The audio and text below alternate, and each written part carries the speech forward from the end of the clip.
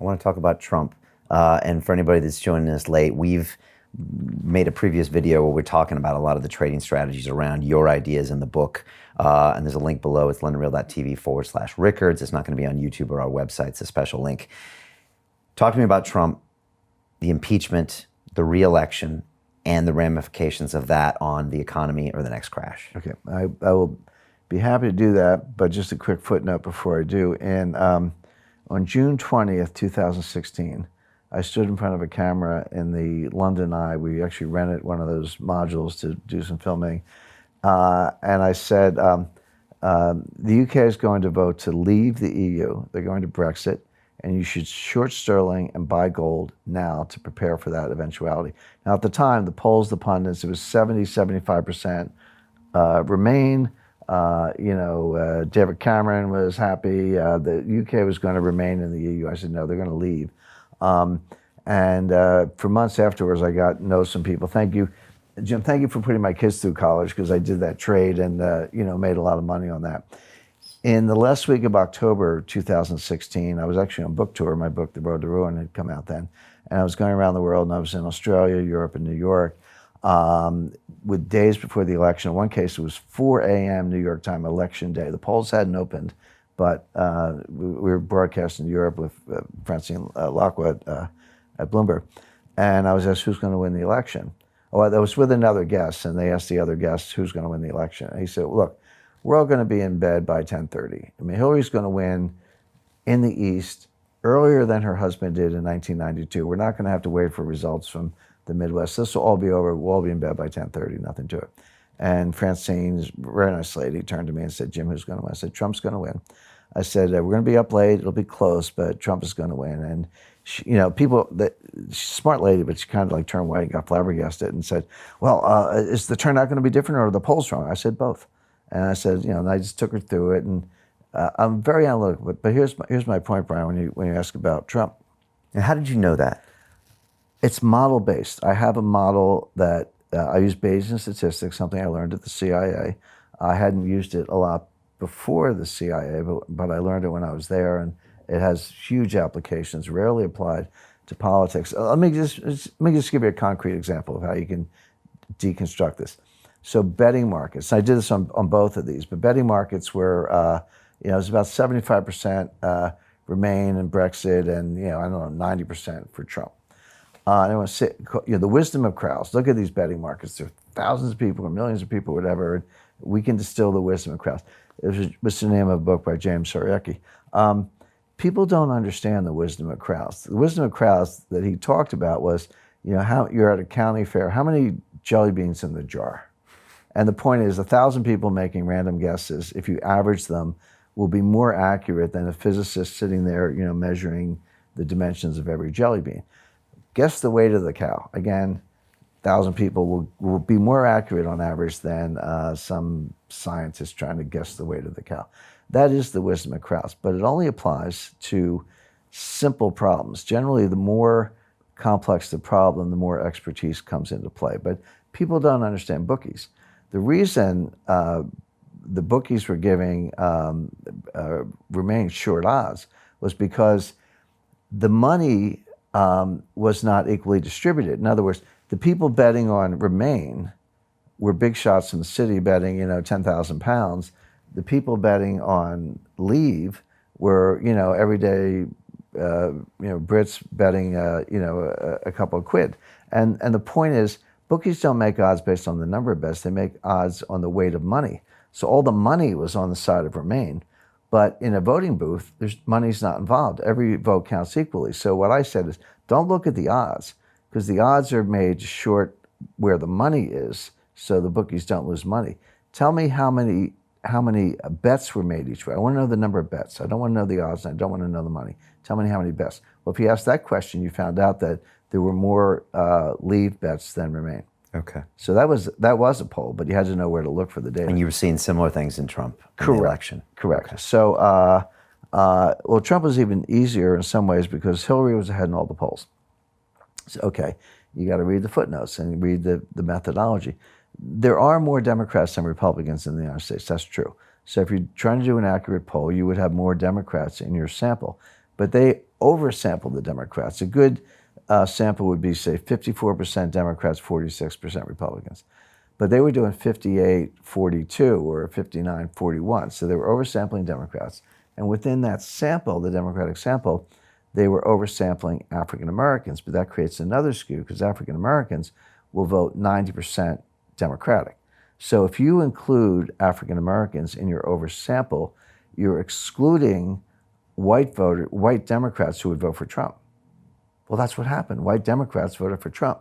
So, but if you knew what I just said, all you had to do is take the polling result, look at the sample methodology, reverse engineer it, and every time I adjust it, I got Trump ahead by 2 points. So that was one of many. But my point, Brian, is that these are model-based. They use good applied mathematics. They use scientific method. Got to filter out your personal bias. You know, I vote for who I vote for, and so does everyone else, and that's fine. But don't let that get in the way of your analysis. Okay. And little things like I took a Greyhound bus from Spokane, Washington to Moses Lake, Washington, in the middle of the desert in Washington State. I don't know too many Wall Street, Washington hotshots or analysts who are doing 3-hour Greyhound bus rides, probably none. But when you do that, you see people who put signs up. And I saw Trump signs everywhere, and I didn't see one Hillary sign. It's work to get a sign. You got to go down to the local political, club and get the sign and put it in your lawn and hope somebody doesn't kick it down or spray paint it or whatever. It shows some commitment. And I was seeing Trump signs everywhere. And then March 2016, and this was before the Indiana primary. And Trump was ahead in delegates, but everyone hated Trump, even the Republicans. You had the never Trump Republicans. And one by one, Trump knocked down, Scott Walker, Marco Rubio, Jeb Bush. And the last guy standing was Ted Cruz. And Ted Cruz is popular with evangelicals. The Indiana primary was coming up. It's a strong evangelical state. And everyone said, aha, this is where Cruz beats Trump. The momentum shifts. He'll get some delegates. We'll get to the convention. We'll deadlock the convention, broker it, and Cruz will be the nominee, and that'll be the end of Trump. This is the Republicans talking, not the Democrats. So I go down to an evangelical compound deep in the Ozark Mountains on the border of Missouri and Arkansas. Again, I don't know too many of my peer analysts who did And you something. go down there for research reasons. I was down there for a reason.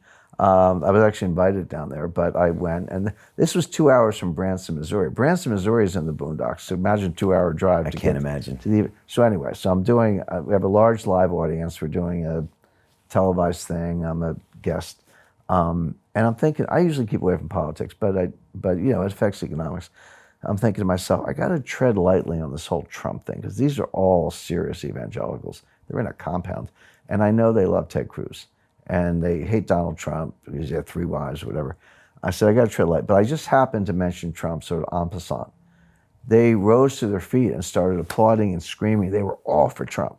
And I said, okay, the evangelicals are for Trump. And going back to an earlier conversation, it was part of the planning for Rick Perry's campaign in 2012. And Governor Perry, who was, contrary to what some people think, is a very smart guy and nicest guy in the world. He said that we were having this conversation in 2014, getting ready for the 2016 campaign. But he was talking about Mitt Romney in 2012. And he said the reason Mitt Romney lost was because 5 million evangelicals stayed home because they wouldn't vote for a Mormon. I know it's politically incorrect to talk about religion, and I respect people's religions, but as an analyst, it's like, oh, wait a second. Because they didn't vote for Obama. They weren't going to vote for Obama, but 5 million evangelicals stayed home. If they come back to the polls, which was Perry's insight, and then what I gather from the evangelicals is, they're coming back and they're voting for Trump, and Trump wins. Okay. All right. So my point is, it sounds anecdotal, but it's not anecdotal because these are all in a Bayesian model. When something like that happens, whether it's a yard sign or evangelical applause, you say to yourself, what is you start out with a priori hypothesis about who's going to win, but you say, I could be right or wrong, I need more evidence. And then as these things happen, you say, what is the conditional probability that the second event would have happened if my initial hypothesis was correct? And you work backward. This is why statisticians hate it, because you work with you form the hypothesis and then test it, as opposed to the other way around. Okay. But I kept saying stuff. I said, Trump's going to win. So now I'll say Trump's going to win in 2020. And my model right now shows him, well, 2 days ago, it was at a 67% probability. But I upped it to 69% after this impeachment thing came along, because impeachment's going to help Trump. So Impeachment helps Trump. yes. And I can see this, but tell us why. So 69%, you have him winning in 2020. Right now, 69%. But there's a theta, which is just a time decay factor. By election day, I expect it to be 90%, because it's going to favor, Trump's odds are going to go up about 2% a month, maybe a little bit more from now until election day, which is still 14 months away. So give him another, 28%. So he's going to be at 90 or so 90 by election day, but he's not there yet. He's been posting on Instagram his opinion polls every few days now, and it's gone from 51 to 52 to 53% approval rating. Correct. I don't know if that's correct or not, but it's interesting to see that and him posting it. They're probably good, and that means something. But I already explained why I don't over rely on the polls. Right. Or you got to dig deep. But it's a multi-factor model. But the biggest single factor, the heaviest weight, Trump's odds of winning re-election are the inverse probability of a recession between now and the summer of 2020. Every president who sought re-election in the 20th century was re-elected unless there was a recession. Because people go, oh, well, what about Bush? So Bush Sr. Bush Sr. and Jimmy Carter, they lost. I said, yeah, and they had recessions. Jimmy Carter had a bad recession in 1980, and George Bush had a bad recession in 1991. They lost. But if you don't have a recession, you win. And there's a, again, just go back as far as you want, at least in the 20th century. So if we don't have a recession, so the question is, what are the odds of a recession before the summer 2020? Right now, the best information is about 35%. You can argue it higher or lower. That's probably a little high, but let's take it for 35%. That means Trump's odds of being reelected are 65%, the inverse of the 35. Yeah. I gave him 2 more for impeachment. I'll give him 2 a month between now and and next summer, and he's going to win. And impeachment, why does that help him? Because he may or may not get impeached, but let's say he does. And there's a significant chance of that. Because also, just being impeached doesn't mean you're out of office. Because Correct. Bill Clinton was impeached. Yeah. It's such a weird word, because when you hear that word, it sounds so serious. But then there's impeachment proceedings, and then there's the actual impeachment, and then you can still stay in office after you're impeached. Correct, and you will, unless you're removed. Right. So can he get reelected after being impeached? He could. And he would be the first one in American history, because we've had 2 presidents who were impeached, Andrew Johnson and Bill Clinton. And only Andrew was removed. Bill stayed. He was not. Andrew Johnson was not removed. Oh, he was wasn't? acquitted, and they had 2 Senate trials on different sets of charges. Okay. He was acquitted both times. And Bill Clinton, 1 trial, was acquitted. Okay.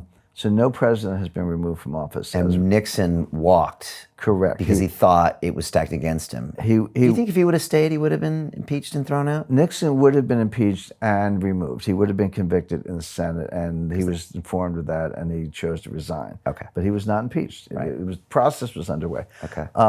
So I go abroad and all over the world, and people say, Jim, I don't really understand American politics. I say, well, don't worry, Americans don't understand it either. But first of all, you're right. Impeachment is a charge. If in the criminal system we'd call it an indictment or a charge, or whatever the equivalent is. So you've been charged with something, but now you get a trial, and the trial takes place in the Senate, which is controlled by Republicans. And the standard to convict is 2/3. So you need 67 senators to vote for conviction. There are only 46, there are 44 Democrats and 2 independents, but let's count them as Democrats. There are only 46 Democrats and independents who would, in all probability, vote to convict.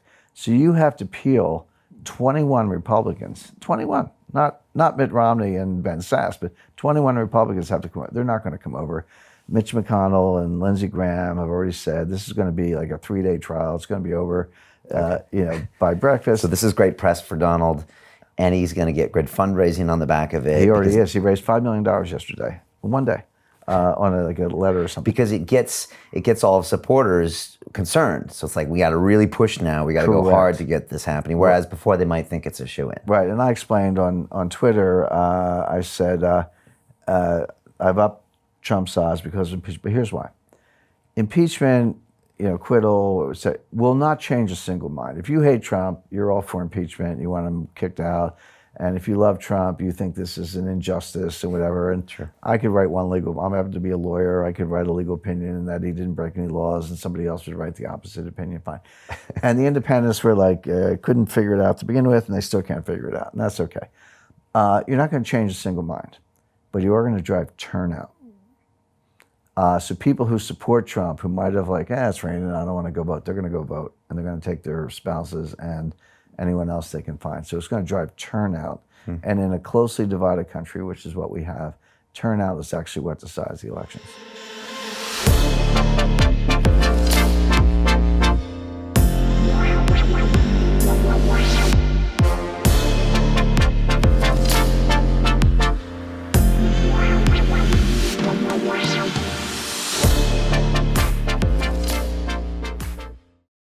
Hi, Brian Rose here, founder and host of London Real. If you've ever wondered what's going on behind government's closed doors and how do insiders capitalize on hidden moves triggered by these secret decisions, then I have something you need to see. Jim Rickards is a former CIA operative and world economics expert. He and I recently sat down to discuss all of this on London Real. And now he's sharing a 15-year-old government secret, one that could legally put thousands of dollars in your pocket.